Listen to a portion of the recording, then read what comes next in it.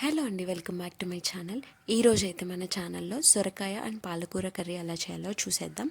ఈ కాంబినేషన్లో కర్రీ చాలా రేర్గా తీసుకుంటారు కదా. ఈరోజైతే మన ఛానల్లో చూసేద్దాం. ఫస్ట్ అయితే ప్యాన్ పెట్టుకొని ఆయిల్ వేడి చేసుకుని అందులో తాలింపులు వేసుకోవాలి. ఆ తర్వాత కరివేపాకు, ఆనియన్ అండ్ వెల్లుల్లి వేసుకొని ఫ్రై చేసుకోవాలి. తర్వాత సాల్ట్ అండ్ పసుపు కూడా వేసుకొని కొంచెం ఫ్రై అవ్వాలి. కొంచెం ఫ్రై అయిన తర్వాత ఒక చిటికెడు ఇంగువ యాడ్ చేసుకోవాలి. ఇంగువ కూడా యాడ్ చేసుకున్న తర్వాత మంచిగా ఫ్రై చేసుకొని ఆ తర్వాత మనం చిన్న చిన్న ముక్కలుగా కట్ చేసుకున్న పాలకూర అందులో యాడ్ చేసేసుకోవాలి.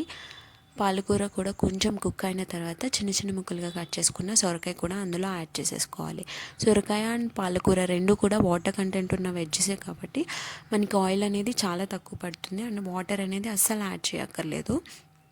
ఇలా సొరకాయ ముక్కలు కూడా అందులో వేసుకొని కలిపేసుకొని ఒక 2 మినిట్స్ మూత పెట్టామంటే అవి కొంచెం కుక్ అవుతాయి. కుక్ అయిన తర్వాత మనం అందులో కారం అండ్ ధనియా పౌడర్ యాడ్ చేసుకోవచ్చు. సాల్ట్ కూడా ఇప్పుడే మనం అడ్జస్ట్ చేసుకోవచ్చు.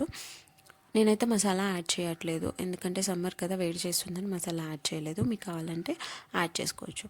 ఇలా మంచిగా కలిపేసుకొని ఒక 2 మినిట్స్ మూత పెట్టామంటే కర్రీ రెడీ అయిపోతుంది. ఫైనల్గా కొత్తిమీరతో గార్నిష్ చేసేసుకోవాలి.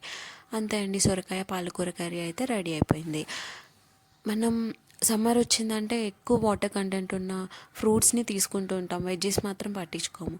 కానీ వెజ్జెస్ కూడా వాటర్ కంటెంట్ ఉన్నాయి తీసుకున్నాము అంటే మన బాడీ డీహైడ్రేట్ అవ్వకుండా ఉంటుందన్నమాట.